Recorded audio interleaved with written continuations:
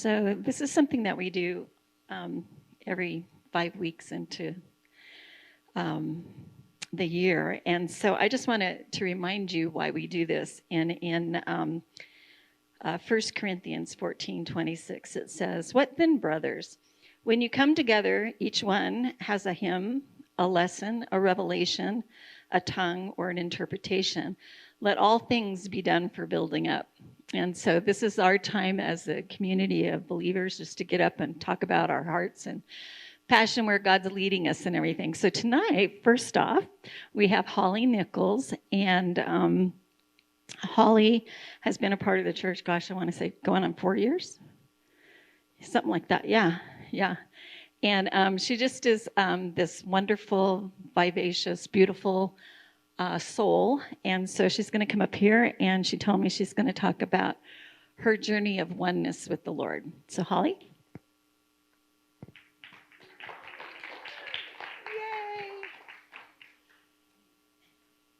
Yes, so I am being very uncharacteristic for myself by having notes and a PowerPoint, because my only fear is that I will go way over time because I talk too much. And so I'm going to be really focused. And so Jen's going to help me with that. But first, just thank you, because Vicki asked me to do this. And when she did, I literally didn't answer back because I had been up for like a long time and I was really tired. And I thought, well, there's no way, right? Like, I mean, there's like, God knows what my time of year looks like. So this is crazy. And then in that, I just knew that no wasn't the answer, that yes was the answer. And so I was like, okay, well, here we go. But I'm so thankful because honestly, during a really busy time, it's helped me to really stay focused on God. What have you been teaching me and showing me? And what are you doing with that now? So by the time I went to bed last night, because I did decide at the last minute to do this to help me, I thought, like, I'm so excited about where God's taking, where he's taking, like, I'm excited where he's taken me. I'm like really excited where it's leading. And it just was growing more and more because of this. So thank you. And I just love that we do that we do these talks. So I want to talk about Echad and the oneness, and I wanted to kind of tell my journey a little bit, and then I want to really focus on really just the truths that I think are like so big that I'm super excited. So with that, we started talking about, so Larry, as we know, is so good about taking controversial things or things that people are questioning and turning it into a discussion and not ignoring it. And it may sound crazy and surprising to those who have not been at Tuesday nights, but for me, one of those things was Trinity, because I was not comfortable with that word, with that concept. And so I was really thankful that instead of saying, well, this is why you should believe like I do, like some people would do, and teaching, instead he said, let's look at it and see. And after that study that we all did, just like with everything we look at in this body, I feel like our group is so special that we look at something, and I always say it gets bigger and better. And as I've been thinking about that, I've thought, if we're ever looking at the Bible and that scripture of any kind, and it's getting small, it's making God smaller, more limited, or more controlling, we're off. If we look at something and it gets bigger and brighter, we're on, right? Like, and that's what it did for me. So with the study of Trinity, instead of walking away having much understanding about what much different beliefs necessarily, what I walked away with, okay, I'm looking for a word. So Trinity didn't settle with me. I couldn't find the word, right? I couldn't find it. It didn't settle. We were talking perichoresis. It didn't quite settle, but I was looking for a word biblically, and the word that kept stepping out for what my journey needed to be in this walk would be echad, and oneness. And I have the privilege and honor of walking with a lot of Jewish teaching from the Jewish faith, not because I'm not Jewish, but God called me to study at the synagogue and to walk into as much of that as I could. So I have this like First Testament focus, and I have a Hebraic opportunities to learn that. So when I heard Echad, it kept coming out over and over to me was the Shema. And I don't know if you've heard about the Shema, but that's what kept coming back. So we'll get to that part in just a moment. But I want to talk to you about oneness and how God walked me through. So the piece of the journey, I sometimes reference any conversation that I'm with people at Tuesdays. I'm always like, well, sometimes God talks to me about my hands, and it sounds so like, hey, like, oh, okay, I wonder what in the world she means. But it's because it was this beautiful moment when I was sitting with God, and we have been talking about the verse that we talk about all the time, which was the John 14:20. So thank you to Tim. We talk about that so often because it's legit and it's real. And so he is in us. And so I actually, when I put it on the PowerPoint, it's actually backwards because it starts on the end there. But I am in you. So I am in you was the first way God started walking me into oneness, and he had me sit and look at my fingers, which I know sounds crazy, but it's like, and so everybody right now, look at your hands and look at the tiniest thing. And I just pictured like a pin, like a stick pin, a needle. If it barely pricked it, what's the smallest it would be? Where's the smallest place it would land? And God was saying, I'm in that piece. I'm in there. That tiniest one. It gets smaller than that. I'm in you.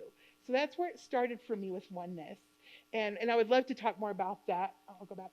I would love to talk more about that piece to anybody who wants to, because, and I was going to do the exercise tonight, but I just don't think it was what God wanted to focus on. But I think there's something to He's in you. He's in us in every tiny detail. He's in every tiny breath, every tiny particle. There's nothing within us where he is not there.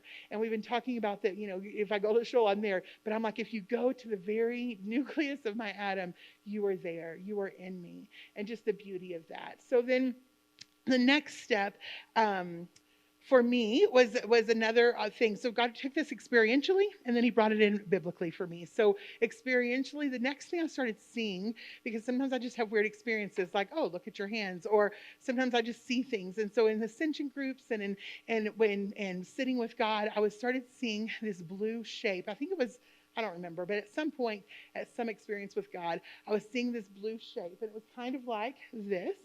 And I've come to realize that's a thing. So now I'm trying to learn about that thing. So I don't know about the thing. I don't know exactly geometrically or sacred geometry and all that stuff. No idea. But what I do know is that I did learn since then, and that this is some guy apparently mapped out Genesis 1 in physics, and it looks like this. So that's interesting. I don't know anything about it, so I won't share. But what I do know is this is a thing.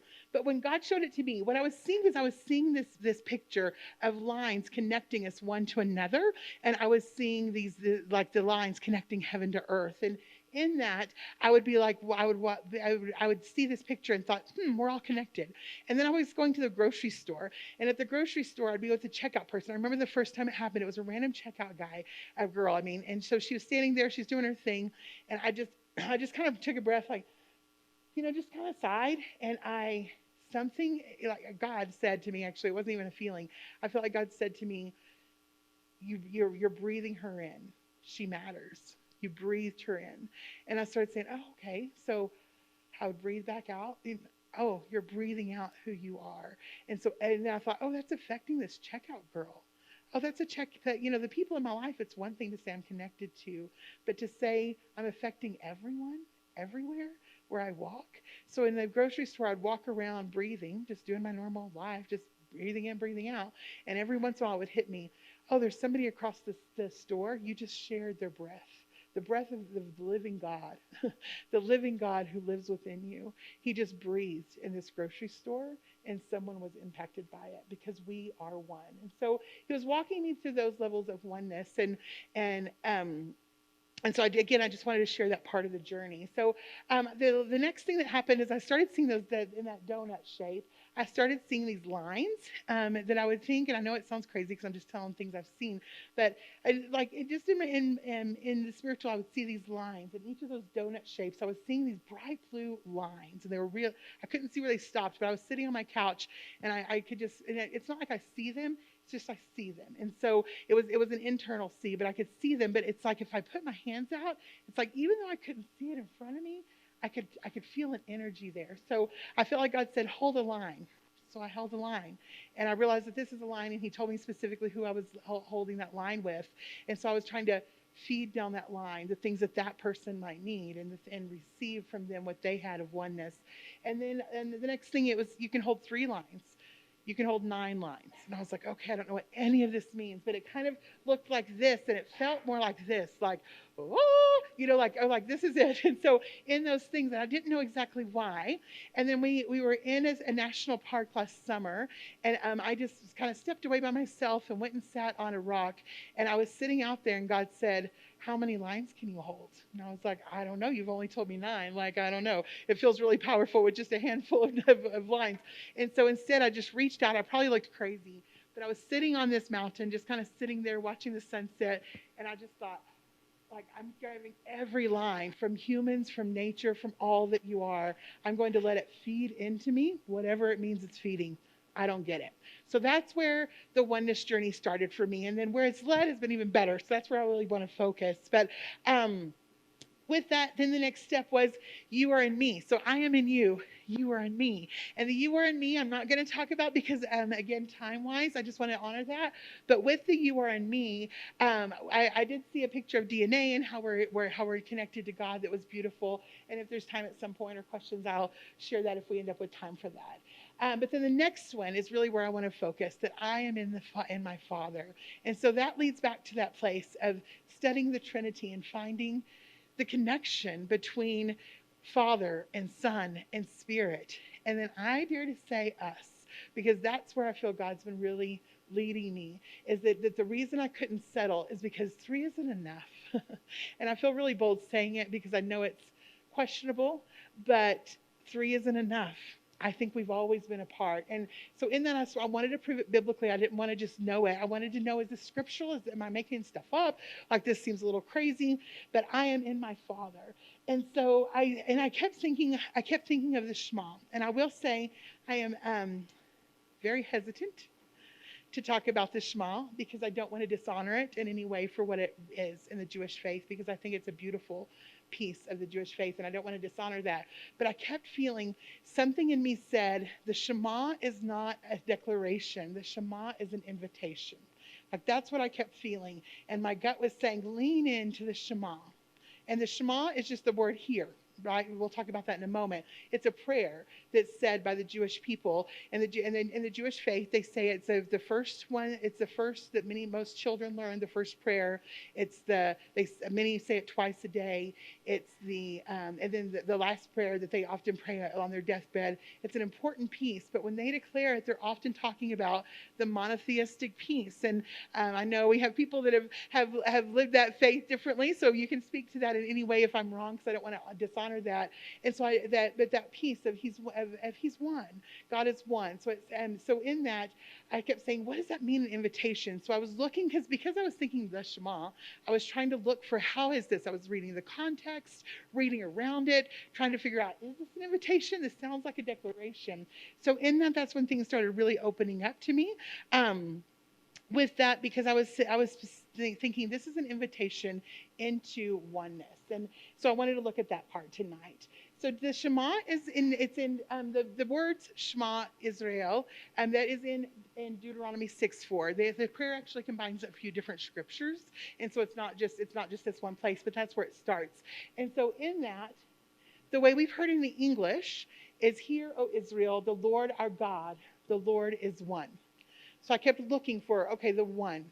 Where's the invitation in that? Why is this an invitation? So for several months, I've been looking and feeling and wondering, where is the invitation? Because my gut says there's an invitation. And so I was looking for it because I didn't want to make it up.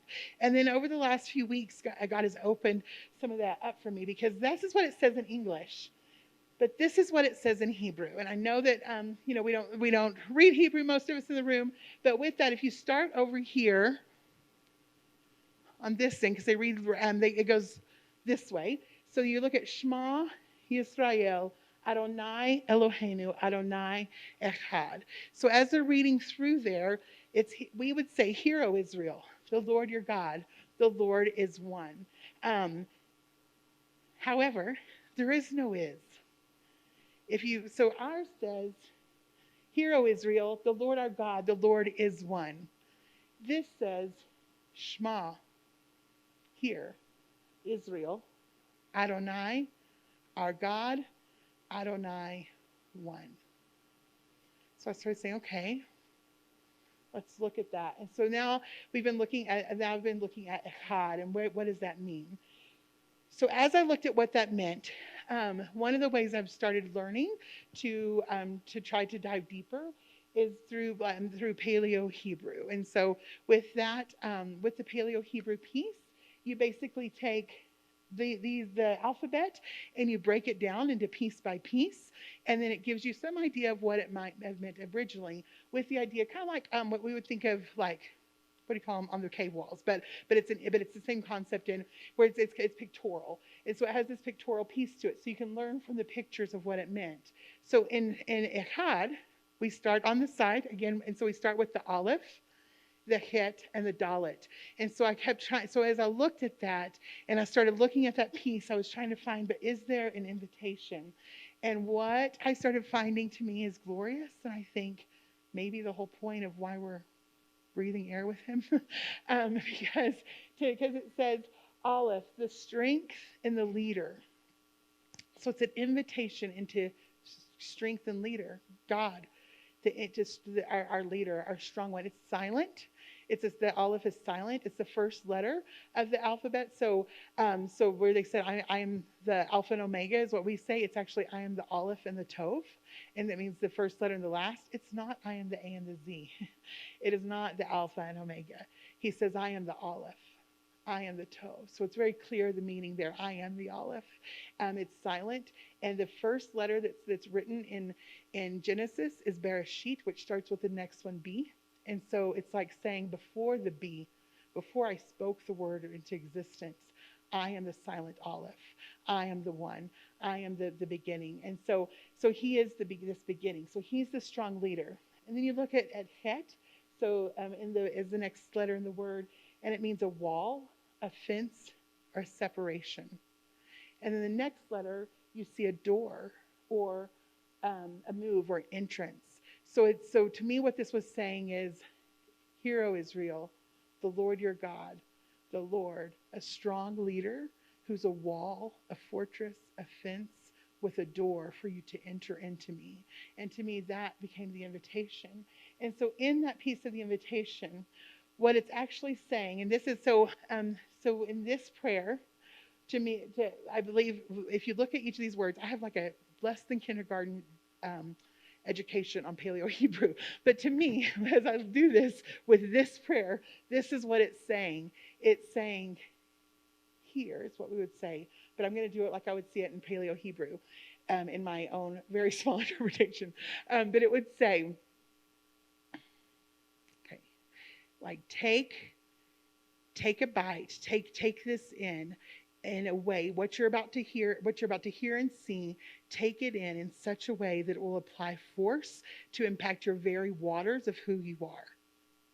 Ishma, Yisrael, Adonai. Adonai, they gave that as a way to, Adonai is a term to take the place of these letters, because this here is Yod He, Vav He, is how they spell it, and it wasn't to be pronounced. And so now, in a lot of the circles, you hear Yod He, Vav He, Yod He, Vav He. Christians would say Jehovah, because we try to pronounce the unpronounceable name. But what they would do is they would assign this idea of Adonai, like a name, a title. So you take this in, Israel. And then the way that those letters read, it's like a spark, or the work or the spark of breath that connects heaven to earth through the breath. That's Yod He Vav He. So it's this spark, this work, this initiation of breath that connects heaven and earth to the breath. And then Eloheinu would be our God, so it's the plural of our God, and just to keep it quick there. And then again, this Yod He Vav He, Echad. So again, take note here, what you're about to see and hear. Take it into such a way that it applies pressure, that what you see will impact the very being of the waters, of the living waters you're created with, Israel.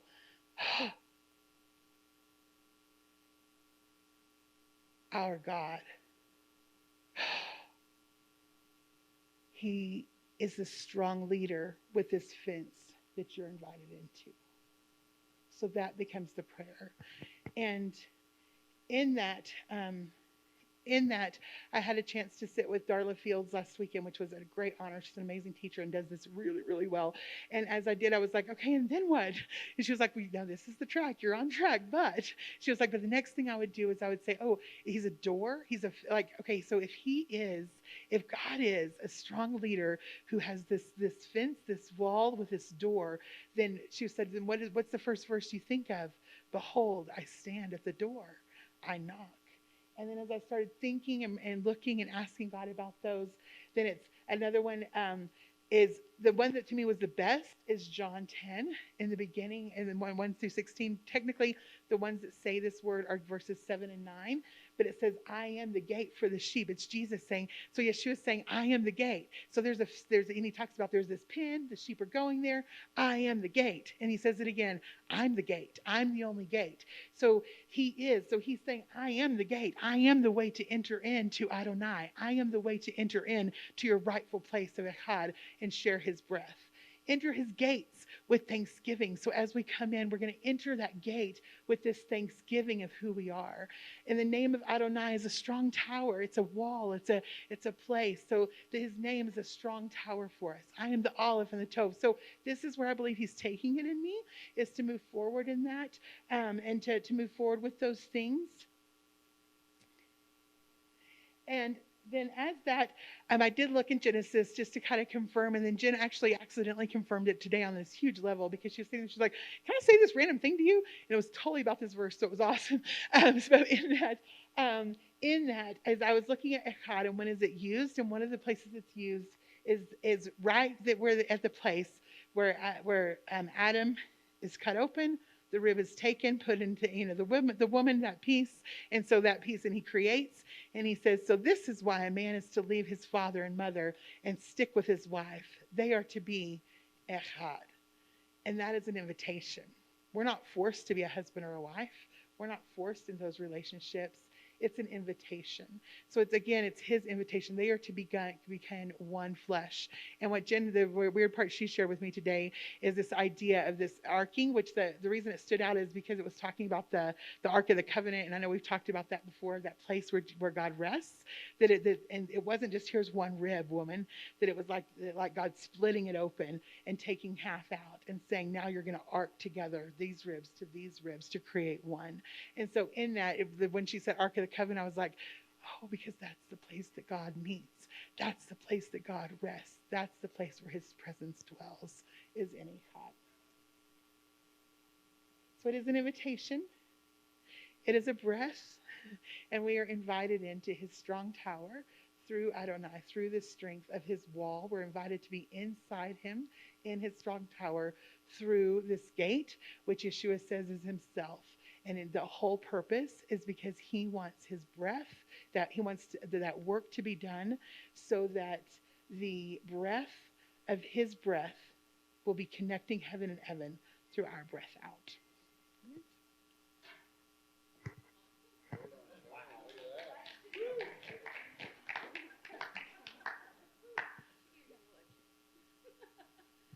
Okay, so does anybody have any questions about what Holly just shared? Larry? Do it on the mic so our Zoomers can hear. Uh-oh, you're going to get grilled by the pastor. No, I think this is wonderful. Excellent job. So the last thing that you, when you pulled all this together, the idea of an invitation, I've talked about that interpreting hilasmos, propitiation, from its Hebrew roots, as opposed to, meaning the mercy seat, as opposed to sacrificing virgins so the mad king doesn't destroy your city. And so I was sitting there thinking about, running through scriptures in my head about this oneness, like you had up there, and the many more. And I got into that, and I realized, okay, that's the same thing. That is the place that is open.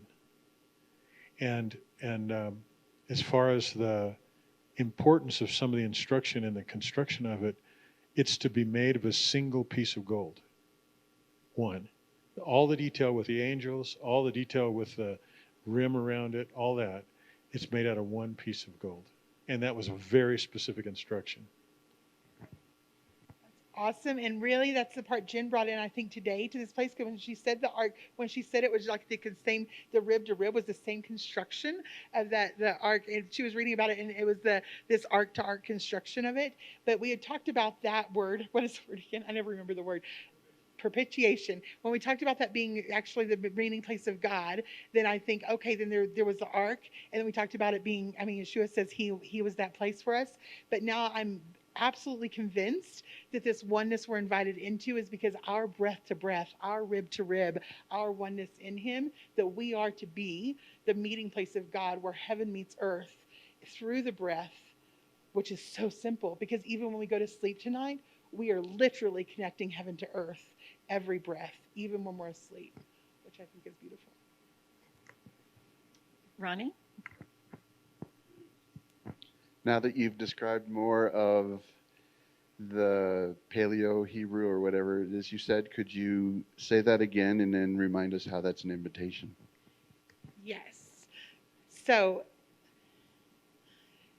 it's the Shema would be teeth, like the shin is teeth, and then the mem is your waters, and the Y looking thing, the ayin, is your eyes. So what you see, I want you to bite down on. And Darla, whenever I was talking to her, she brought more emphasis to that shin piece because it's teeth. It's to take what is and to push on it, give it just enough pressure to digest within you so that it can really take the form that it's supposed to. So that first word would be saying, I want you to, what you're about to see, what you're about to experience, I want you, and discern what you're about to hear and discern and see. I want you to bite down on that and pressure with such a force and with such a way, like an aggressive force, that I want you to bite into it because I want this to impact your very waters within. The next word is Israel, and God did show me some stuff about that, but I don't think it's a part of the invitation. So Shema, and then Israel, and then Adonai. So this is a really important one because it's the Yod He Vav He, and the Yod is like the work, the action, the arm, the whatever's going to reach out, the spark, the thing that starts something. So it's, I'm going to start this through breath. So this is the work or the starting of breath. And the next one, the Vav, is the thing that connects. So connecting heaven to earth. And the next one's breath again. So I'm going to start this work of my breath, connecting heaven to earth through breath. And so to me, we're the ones as he breathed that living life into us. So it's saying, take hold of this, do what you need to do with your waters, because this is who I am. And then Eloheinu. So Eloheinu would be then that one I won't do because I won't do that well. So Eloheinu, just our God. But then Adonai. So again, that last two words are probably the most important. I think Shema, Adonai, Echad is probably the most important. So that same thing with Adonai. And then he is the strong, silent beginning of all things that came before the creation of time.